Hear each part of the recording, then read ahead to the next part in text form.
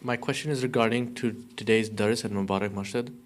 I believe it was Surah Bani Israel, where they talk about that the Christians, they have a fascination and a longing towards the Roman Empire, which persecuted them, but they cursed the Muslims who openly accepted them. Why is this?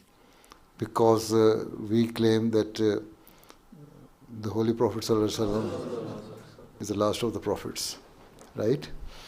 And Christians believe that no, Jesus Christ is the Son of God, so He is the supreme of all the human beings and all the prophets and all the religions, right? This is why they have some enmity in their hearts for Muslims. You see, those original Christians were the true believers. They believed in one God. They didn't believe that Jesus Christ was the Son of God.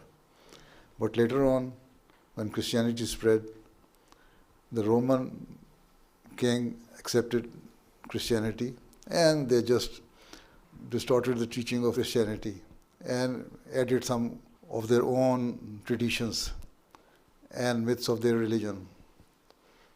So now the present day Christianity is actually the mixture of Roman ideology and Christianity.